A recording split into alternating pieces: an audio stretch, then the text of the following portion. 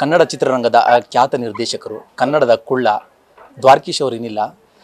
ನಮ್ಮ ಜೊತೆಲಿ ಈಗ ಸುಂದರರಾಜ್ ಅವರಿದ್ದಾರೆ. ದ್ವಾರಕೀಶ್ ಕುಟುಂಬಕ್ಕೆ ಆಪ್ತರು, ಅವರ ಒಡನಾಡಿಗಳಂತಲೇ ಹೇಳ್ಬೋದು. ಅವ್ರ ನೆನಪುಗಳನ್ನ ಹೇಗೆ ಮೆಲುಕಾಗ್ತಾರೆ ಅಂತ ಮಾತಾಡ್ಸೋಣ. ಸರ್, ದ್ವಾರಕೀಶ್ ಅವರು ಕನ್ನಡ ಚಿತ್ರರಂಗ ಮಾತ್ರ ಅಲ್ಲ, ಇಡೀ ಭಾರತೀಯ ಚಿತ್ರರಂಗಕ್ಕೆ ಒಂದು ರೀತಿ ನಷ್ಟ. ಒಬ್ಬ ದಿಗ್ಗಜ ನಿರ್ಮಾಪಕ, ನಿರ್ದೇಶಕ, ನಟ ಎಲ್ಲರನ್ನ ಕಳ್ಕೊಂಡಿದ್ದೀವಿ ಅಂತ ಅನ್ನಿಸ್ತಾ ಇದೆ. ಈ ಸಂದರ್ಭದಲ್ಲಿ ಅವ್ರನ್ನ ಹೇಗೆ ನೆನೆಸ್ಕೊಳ್ತೀವಿ? ಹೇಗೆ ನೆನೆಸ್ಕೋತೀವಿ ಅಂದರೆ, ಒಂದೇ ಮಾತಲ್ಲಿ ಹೇಳಬೇಕು ಅಂದರೆ, ನನ್ನ ದೊಡ್ಡಣ್ಣ ಇಲ್ಲ ಅಷ್ಟೇ. ಕನ್ನಡ ಚಿತ್ರರಂಗದ ದೊಡ್ಡಣ್ಣ ಇಲ್ಲ ಅಂತ. ಅಂದರೆ ದೊಡ್ಡಣ್ಣ ಅಂತ ಯಾಕೆ ಹೇಳ್ತೀನಿ ಅಂದರೆ, ರಾಜ್ಕುಮಾರ್ನ ಅಣ್ಣ ಅಂತ ಕರಿತಿದ್ವಿ.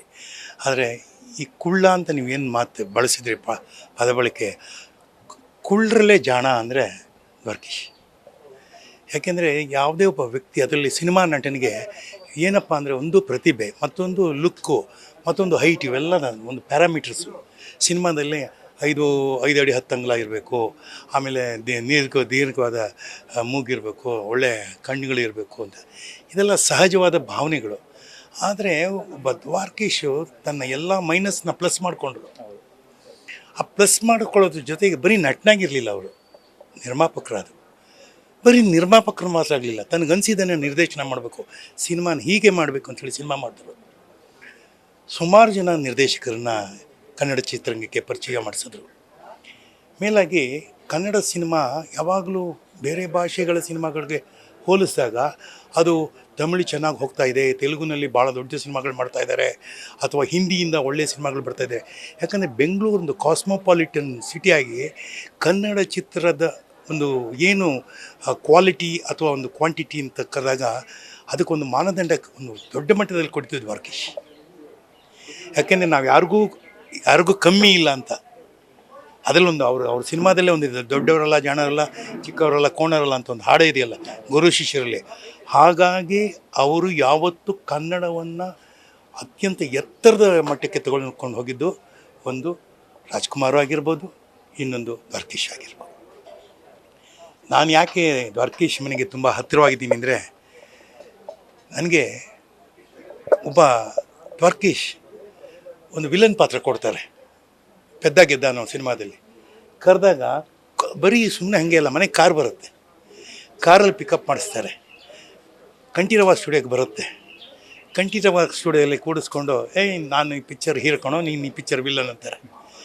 ನನಗೇನು ಅಂತಂದರೆ, ದ್ವಾರಕೀಶ್ ಎಷ್ಟು ಖುಷಿಯಾಗಿದ್ರು ಅಂದರೆ, ಮೊದಲನೇ ಸಲಿಗೆ ಏಕ್ದಮ್ ಒಂದು ಪೇಮೆಂಟ್ ಕೊಡ್ತಾರೆ ನೋಡಿ, ಆ ಪೇಮೆಂಟೇ ಅವ್ರನ್ನ ಕ್ವಾಲಿಟಿ ತೋರಿಸ್ಬಿಡ್ತಾರೆ.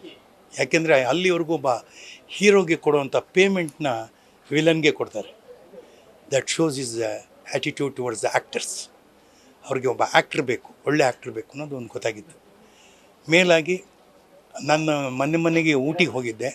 ಆ ಊಟಿನಲ್ಲಿ ನನ್ನ ಮೊದಲನೇ ಚಿತ್ರೀಕರಣ ಅವ್ರ ಜೊತೆ ನಡೆದಿತ್ತು, ಪೆದ್ದ ಗೆದ್ದ. ಇವತ್ತು ನನ್ನ ಮೊಮ್ಮಗನ ಕರ್ಕೊಂಡೋದಾಗ ನಾನು ಫಸ್ಟ್ ವಿಸಿಟ್ ಮಾಡಿದ್ದೆ ದ್ವಾರಕೀಶ್ ಅವರ ಚಿತ್ರದಿಂದ ಊಟಿನ ಅಂತ ಹೇಳ್ಕೊಂಡು ಭಾಳ ಹೆಮ್ಮೆ ಪಡ್ತಾಯಿದ್ದೆ.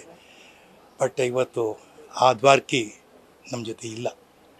ಬಟ್ ಒಂದು ನಾನು ಯಾವತ್ತೂ ಹೇಳ್ಕೊಳ್ಳೋದು, ಅವ್ರ ಮನೇಲಿ 5 ಜನ ಮಕ್ಕಳಿದ್ದಾರೆ.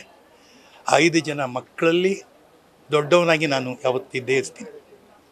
ಅದಕ್ಕೆ ಈ ಮನೆಯ ಒಂದು ಋಣ ಅಂಬುಜಕ್ಕ ಆಗಿರ್ಬೋದು, ಅಥವಾ ದ್ವಾರಕಿ ಆಗಿರ್ಬೋದು, ಅವ್ರ ಮನೇಲಿ ಎಲ್ಲ ಬಳಗದವರಾಗಿರ್ಬೋದು, ಯಾವತ್ತೂ ಈ ಸುಂದರರಾಜ್ ಒಂದು ಒಳ್ಳೆ ಬೆಲೆ ಕೊಟ್ಟಿದ್ದಾರೆ.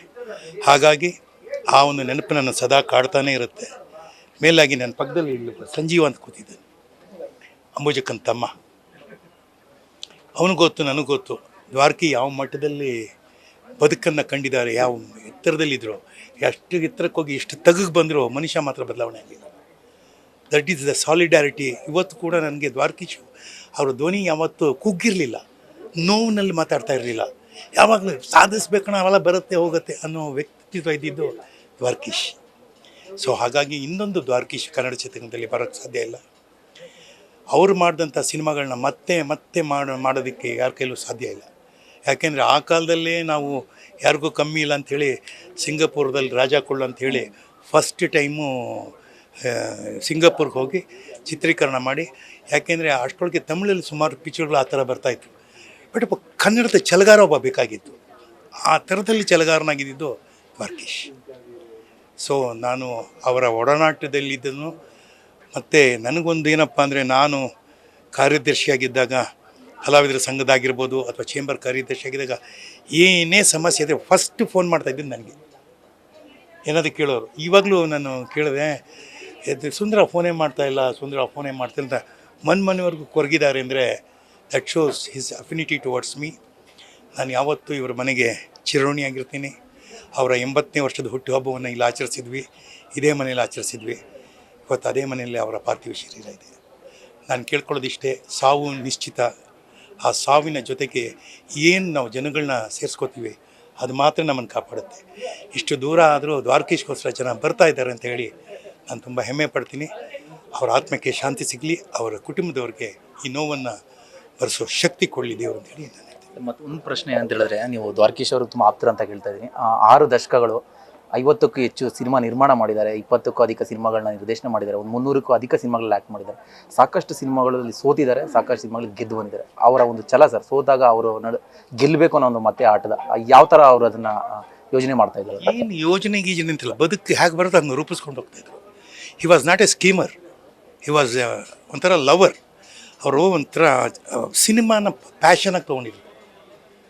ಅದಕ್ಕೆ ಹೇಳಿತು, ನನ್ನ ಸೋತೆ ಅಂತ ಕೂತು ಬಿಡೋದಲ್ಲ, ಯಾವತ್ತು ಬಿದ್ದವರು ಎದ್ದೇಳಲೇಬೇಕು, ಎದ್ದು ಮತ್ತೆ ಕೂತ್ಕೋಬಾರ್ದು, ನಡಿಬೇಕು.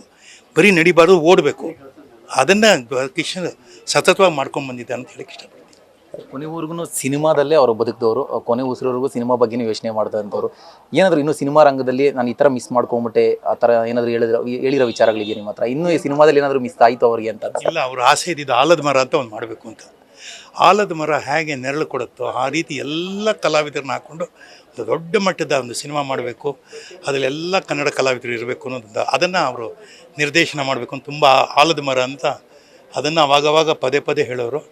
ಬಹುಶಃ ಅದು ಅವ್ರ ಮಗ ಮತ್ತೆ ಅದನ್ನು ಯೋಗಿ ಮುಂದುವರಿಸ್ಬೋದು ಅಂತ ಅಂದ್ಕೊಂಡಿದ್ದೀನಿ. Thank you sir, thank you. ಇದು ಸುಂದರ್ ರಾಜ್ ಅವರ ಒಡನಾಟ ದ್ವಾರಕೀಶ್ ಅವರ ಜೊತೆಗಿದ್ದು. ಕ್ಯಾಮರಾ ಪರ್ಸನ್ ಪ್ರಶಾಂತ್ ಜೊತೆ Bharath Krishnappa, news first. News first ನಿರ್ಭೀತಿಯಿಂದ ನಿಮ್ಮ ಪರವಾಗಿ.